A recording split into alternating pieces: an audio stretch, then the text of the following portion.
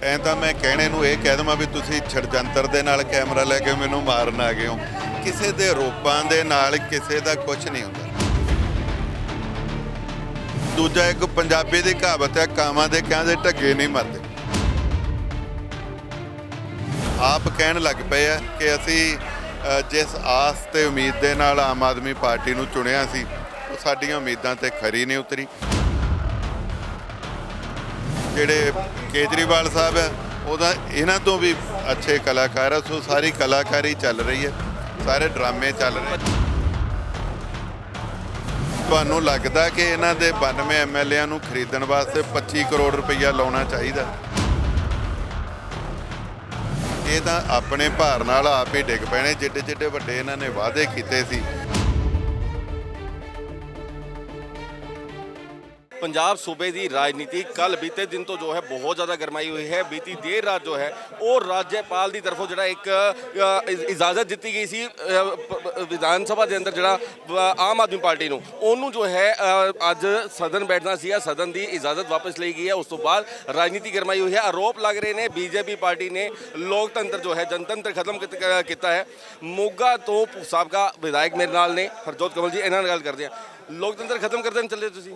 लोकतंत्र बिल्कुल खत्म होंदा है। देखो कहने ਨੂੰ ਜਿਹੜਾ ਮਰਜ਼ੀ ਜੋ ਮਰਜ਼ੀ ਕਹਿ ਲੇ, ਪਰ ਸੰਵਿਧਾਨਕ ਤੌਰ ਤੇ ਕੋਈ ਵੀ ਸੈਸ਼ਨ ਜਿਹੜਾ ਹੈਗਾ ਉਹਨੂੰ ਬੁਲਾਉਣ ਲੱਗਿਆ ਸੋਲਿਡ ਰੀਜ਼ਨ ਚਾਹੀਦਾ।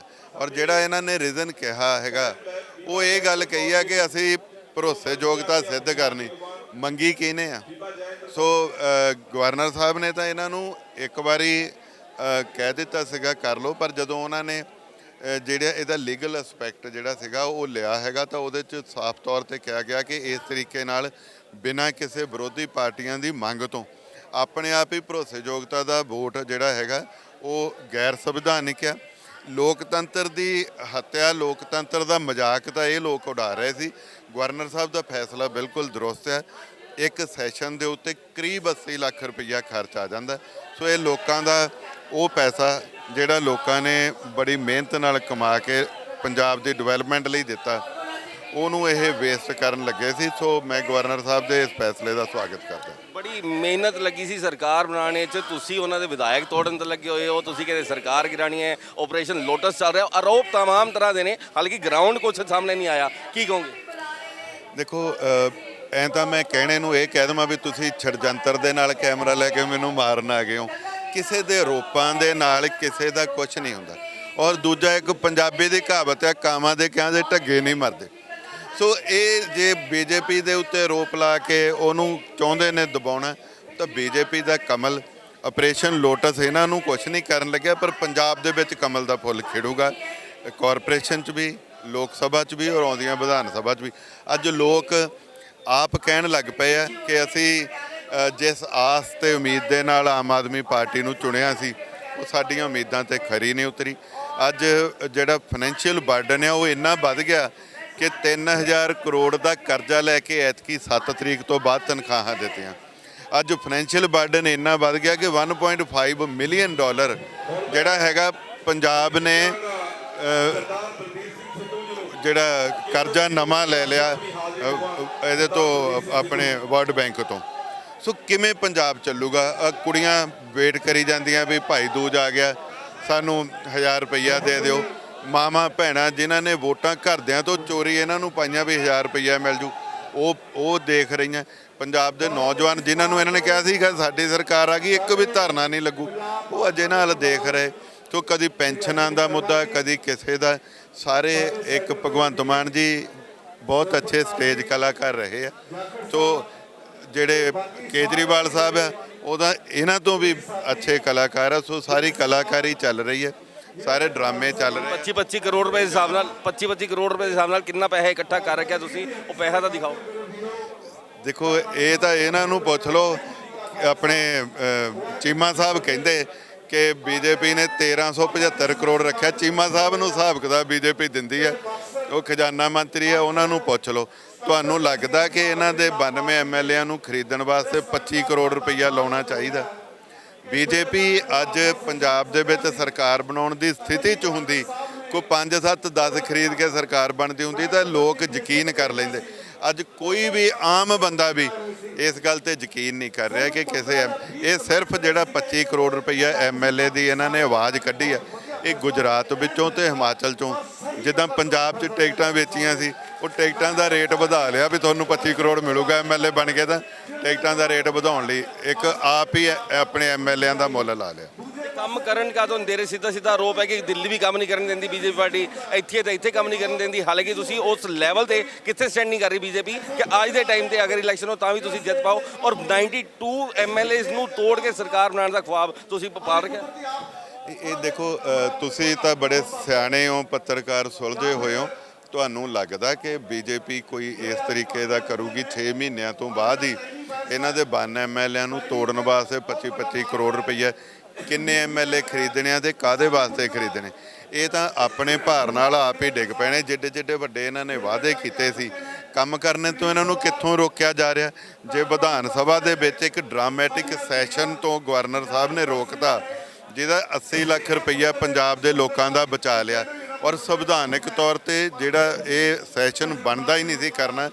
ਕਿਸੇ ਵੀ ਪੰਜਾਬ ਦੀ ਪਾਰਟੀ ਨੇ ਇਹਨਾਂ ਤੋਂ ਮੈਂਡੇਟ ਨਹੀਂ ਮੰਗਿਆ ਕਿ ਤੁਸੀਂ ਭਰੋਸੇਯੋਗਤਾ ਪਰ ਕਿਉਂ ਰੀਜ਼ਨ ਕੀ ਮੰਨਦੇ ਹੋ ਇਹਦੇ ਪਿੱਛੇ ਕੀ ਕਿਉਂ ਕੀਤਾ ਜਾ ਰਿਹਾ ਇਸ ਤਰ੍ਹਾਂ ਦੇ ਕਿ ਵੀ ਅਸੀਂ ਸੈਸ਼ਨ ਬੁਲਾ ਰਹੇ ਹਾਂ, ਅੱਜ ਅਸੀਂ ਕੈਬਨਿਟ ਮੀਟਿੰਗ ਕੀਤੀ? ਸਿਰਫ ਤੇ ਸਿਰਫ ਇੱਕੋ ਹੀ ਕਾਰਨ ਆ ਕਿ ਲੋਕਾਂ ਨਾਲ ਜਿਹੜੇ ਵਾਅਦੇ ਕੀਤੇ ਸੀ, ਅੱਜ ਇਹਨਾਂ ਨੂੰ ਪਤਾ ਲੱਗ ਗਿਆ ਇਹਨਾਂ ਦੇ ਖਜ਼ਾਨੇ 'ਚ ਪੈਸੇ ਹੈ ਨਹੀਂ, ਇਹ ਉਹ ਪੂਰੇ ਨਹੀਂ ਕਰ ਸਕਦੇ। ਜਿਹੜੇ ਕੇਜਰੀਵਾਲ ਸਾਹਿਬ ਕਹਿੰਦੇ ਸੀ ਅਸੀਂ ਮਾਈਨਿੰਗ ਪਾਲਿਸੀ ਤੋਂ ਹੀ 20,000 ਕਰੋੜ ਰੁਪਈਆ ਕਰ ਲੈਣਾ, ਅੱਜ ਇਹਨਾਂ ਦੀ ਮਾਈਨਿੰਗ ਪਾਲਿਸੀ ਵੀ ਕੋਰਟ ਨੇ ਠੁੱਸ ਕਰਤੀ। ਲਿਕਰ ਪਾਲਿਸੀ ਦਾ ਤੁਹਾਨੂੰ ਪਤਾ ਜੋ ਹਾਲ ਹੋਇਆ ਪਿਆ, ਉਹਦੇ ਵਿੱਚੋਂ ਇਹ ਕਰੋੜਾਂ ਰੁਪਈਏ ਆਪ ਕਮਾ ਕੇ ਗਾਂ ਠੇਕੇਦਾਰਾਂ ਦਾ ਪਤਾ ਨਹੀਂ ਕੀ ਬਣਨਾ। ਇਸ ਤੋਂ ਇਲਾਵਾ ਜਿੰਨੀਆਂ ਪਾਲਿਸੀਜ਼ ਇਹ ਲੈ ਕੇ ਆਏ ਆ, ਇੱਕ ਇੱਕ ਕਰਕੇ ਕੋਰਟ ਦੇ ਵਿੱਚ ਸਾਰੀਆਂ ਡਿੱਗ ਪਈਆਂ। ਸੋ ਇਹ ਲੋਕਾਂ ਦਾ ਧਿਆਨ ਭਟਕਾਉਣ ਲਈ ਇਦਾਂ ਦਾ ਡਰਾਮਾ ਕਰ ਇਹ ਕਹਿੰਦੇ ਨੇ, ਸਾਫ਼ ਤੌਰ ਤੇ ਕਹਿਣਾ ਕਿ ਰਾਜਪਾਲ ਸਾਹਿਬ ਨੇ ਸੈਸ਼ਨ ਦੀ ਸਪੈਸ਼ਲ ਸੈਸ਼ਨ ਦੀ ਮਨਜ਼ੂਰੀ ਦੇ ਦਿੱਤੀ ਸੀ, ਲੇਕਿਨ ਬੀਜੇਪੀ ਦੇ ਪ੍ਰੈਸ਼ਰ ਵਿੱਚ ਆ ਕਰਕੇ ਇਹਨਾਂ ਨੇ ਡਿਨਾਈ ਕੀਤਾ, ਵਾਪਸ ਲਿਆ। ਰਾਜਪਾਲ ਸਾਹਿਬ ਨੇ ਇਹ ਗੱਲ ਕਹੀ ਹੈ ਕਿ ਮੈਂ ਉਸ ਸੈਸ਼ਨ ਦੀ ਮਨਜ਼ੂਰੀ ਦੇਣ ਤੋਂ ਬਾਅਦ ਜਦੋਂ ਉਹਦਾ ਲੀਗਲ ਐਸਪੈਕਟ ਲਿਆ ਤਾਂ ਉਹ ਨਹੀਂ ਬਣਦਾ ਸੀ। ਸੋ ਇਹ ਜੇ ਇਹਨਾਂ ਕੋਲੇ they have any legal aspect they can do the session, ਤਾਂ ਫਿਰ ਇਹ ਲੀਗਲ ਐਸਪੈਕਟ ਦੱਸਣ ਤੇ ਐਵੇਂ ਰਾਜਪਾਲ ਸਾਹਿਬ ਦਾ ਘਰਾਓ ਜਾਂ ਡਰਾਮੇ ਨਾਲੋਂ ਦੱਸਣ ਲਿਆਉਣ। ਜੇ ਕੋਈ ਕਾਨੂੰਨ ਦੇ ਵਿੱਚ ਬਣਦਾ ਤਾਂ ਉਹ ਕਾਨੂੰਨ ਲਿਆਉਣ, ਤਾਂ ਦੁਬਾਰਾ ਰੱਖ ਲੈਣ ਡੇਟ। ਇਹ ਕਿਹੜੀ ਕੋਈ ਕੁੰਭ ਦਾ ਮੇਲਾ 12 ਸਾਲਾਂ ਵਿੱਚ ਹੋਣੀ, 22 ਨੂੰ ਨਹੀਂ ਤਾਂ 24 ਨੂੰ ਰੱਖ ਲੈਣ, 26 ਨੂੰ ਰੱਖ ਲੈਣ। If they have any legal aspect ਤਾਂ they have to give that to the Rajpal. ਐਵੇਂ ਘਰਾਓ ਨਹੀਂ, ਡਰਾਮੇ ਨਹੀਂ। ਬੀਜੇਪੀ ਦਾ ਸਟੈਂਡ ਕੀ ਹੈ ਇਸ ਪੂਰੇ ਮਸਲੇ ਉੱਤੇ ਦੇਖ? ਬੀਜੇਪੀ ਦਾ ਸਟੈਂਡ ਆਮ ਆਦਮੀ ਪਾਰਟੀ ਦੇ ਵਿਰੋਧ ਨਹੀਂ, ਬੀਜੇਪੀ ਦਾ ਸਟੈਂਡ ਪੰਜਾਬ ਦੇ ਲੋਕਾਂ ਦੇ ਨਾਲ ਹੈ। ਅਸੀਂ ਪੰਜਾਬ ਦੇ ਲੋਕਾਂ ਵਾਸਤੇ ਲੜਾਈ ਲੜ ਰਹੇ ਹਾਂ, ਔਰ ਜਿਹੜੇ ਇਹਨਾਂ ਨੇ ਵਾਅਦੇ ਕੀਤੇ ਸੀ ਉਹ ਅਸੀਂ ਲੋਕਾਂ ਦੇ ਨਾਲ ਹੋ ਕੇ ਇਹਨਾਂ ਨੂੰ ਯਾਦ ਕਰਾਵਾਂਗੇ, ਆਪਣੇ ਵਾਅਦੇ ਪੂਰੇ ਕਰੋ। ਸੋ ਇਹਨਾਂ ਨੂੰ ਲੋਕਾਂ ਦੇ ਨੱਕ 'ਚ ਦਮ ਕੀਤਾ ਪਿਆ। ਜੋ ਡਰਾਮੇ ਚੱਲ ਰਹੇ ਆ, ਕਰੋੜਾਂ ਰੁਪਈਏ ਐਡਵਰਟਾਈਜ਼ਮੈਂਟ ਤੇ ਲੱਗ ਰਹੇ ਆ, ਲੋਕਾਂ ਦੇ ਖੂਨ ਪਸੀਨੇ ਦੀ ਕਮਾਈ ਜਿਹੜੀ ਆ ਉਹਨੂੰ ਵੇਸਟ ਕੀਤਾ ਜਾ ਰਿਹਾ। ਉਹ ਸਾਰਿਆਂ ਦੇ ਵਿਰੁੱਧ, ਚਾਹੇ 1000 ਰੁਪਈਏ ਮਹਿਲਾਵਾਂ ਦੀ ਸੀ, ਚਾਹੇ ਬਿਜਲੀ ਦੇ ਮਸਲੇ ਸੀ, ਚਾਹੇ ਦੂਜੇ ਜਿਹੜੇ ਇਹਨਾਂ ਨੇ ਵਾਅਦੇ ਕੀਤੇ ਸੀ, ਉਹਨਾਂ ਤੇ ਬੀਜੇਪੀ ਡੰਡਾ ਖੜਕਾ ਰਹੀ ਹੈ। 6 ਮਹੀਨੇ ਦਾ ਕਾਰਜਕਾਲ ਹੋ ਗਿਆ, ਅਗਸਤ ਮਾਰਚ ਵਿੱਚ ਸਰਕਾਰ ਬਣੀ ਹੈ, ਦਸੰਬਰ ਜਾਂਦਾ ਲੱਗਿਆ, ਤੇ ਹੁਣ ਕਿਸ ਨਜ਼ਰੀਏ ਨਾਲ, ਮੇਰਾ ਲਾਸਟ ਸਵਾਲ ਰਹੇਗਾ, ਕਿਆ ਨਜ਼ਰੀਆ ਹੁਣ ਤੱਕ ਕਿਵੇਂ ਆਂਕਲਨ ਕਰਦੇ ਸਰਕਾਰ ਦਾ? ਹਰ ਸਰਕਾਰ ਨੂੰ 6 ਮਹੀਨੇ ਪਹਿਲਾਂ ਦੇਣੇ ਬਣਦੇ ਹੁੰਦੇ ਆ, ਉਹ ਦਿੱਤੇ ਆ ਬੀਜੇਪੀ ਨੇ ਵੀ। ਸੋ ਇਸ 6 ਮਹੀਨਿਆਂ ਦੇ ਵਿੱਚ ਉਹਨਾਂ ਦੀ ਕਾਰਗੁਜ਼ਾਰੀ ਲੋਕਾਂ ਪ੍ਰਤੀ ਬਿਲਕੁਲ ਜ਼ੀਰੋ ਆ।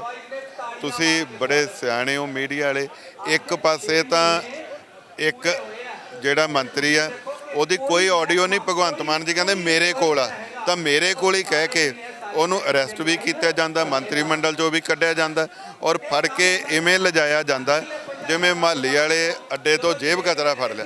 ਇਹਨਾਂ ਨੂੰ ਕਿਸੇ ਚੀਜ਼ ਦੇ ਪ੍ਰੋਟੋਕੋਲ ਦਾ ਧਿਆਨ ਨਹੀਂ, ਨਾ ਇਹਨਾਂ ਨੂੰ ਐਮਐਲਏਆਂ ਦਾ ਪਤਾ ਪ੍ਰੋਟੋਕੋਲ, ਨਾ ਮੰਤਰੀਆਂ ਦਾ ਪਤਾ, ਨਾ ਮੁੱਖ ਮੰਤਰੀਆਂ ਦਾ ਪਤਾ।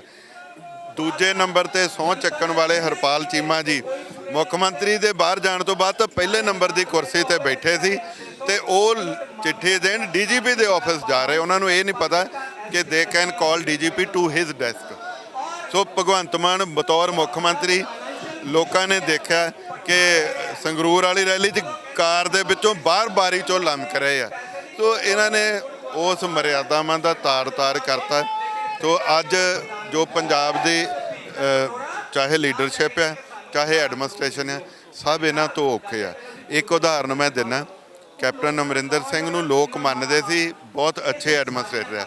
ਇੱਕ ਵਾਰੀ ਗਵਰਨਰ ਸਾਹਿਬ ਨੇ ਇਹਨਾਂ ਦੇ ਚੀਫ ਸੈਕਟਰੀ ਨੂੰ ਔਰ ਇਹਨਾਂ ਦੇ ਡੀਜੀਪੀ ਨੂੰ ਬੁਲਾ ਲਿਆ ਸੀਗਾ ਲਾਅ ਐਂਡ ਆਰਡਰ ਤੇ, ਤਾਂ ਕੈਪਟਨ ਅਮਰਿੰਦਰ ਸਿੰਘ ਹੁਣਾਂ ਨੇ ਪ੍ਰੈਸ ਕਾਨਫਰੰਸ ਕਰਕੇ ਇਹ ਗੱਲ ਕਹੀ ਸੀ ਕਿ ਮੇਰੇ ਕੋਲ ਹੋਮ ਮੰਤਰਾਲਾ ਹੈਗਾ, ਗ੍ਰਹਿ ਮੰਤਰਾਲਾ, ਤੇ ਜੇ ਗਵਰਨਰ ਸਾਹਿਬ ਨੂੰ ਕੁਝ ਪੁੱਛਣਾ ਤਾਂ ਦੇ ਕੈਨ ਕਾਲ ਟੂ ਮੀ, ਮੇਰਾ ਕੋਈ ਅਫਸਰ ਨਹੀਂ ਜਾਊਗਾ। ਅੱਜ ਇਹ ਆਚਣ ਕਿਸੇ ਅਫਸਰ ਮਗਰ ਖੜੇ ਆ, ਕਿਸੇ ਮਗਰ ਨਹੀਂ ਖੜੇ। ਔਰ ਦੂਜਾ ਜਿਹੜਾ ਇਹਨਾਂ ਦੇ ਮੰਤਰੀ ਦਾ ਆਡੀਓ ਇੰਨੀ ਵਾਇਰਲ ਹੋਈ ਪਈ ਆ, ਇਹਨਾਂ ਦੇ ਐਮਐਲਏਜ਼ ਦੀਆਂ ਆਡੀਓ ਵਾਇਰਲ, ਲੱਖਾਂ ਰੁਪਏ ਦੀ ਕਰਪਸ਼ਨ ਦੀਆਂ, ਉਹਦੇ ਤੇ ਕੋਈ ਡਬਲ ਸਟੈਂਡਰਡ ਕਿਉਂ ਆ?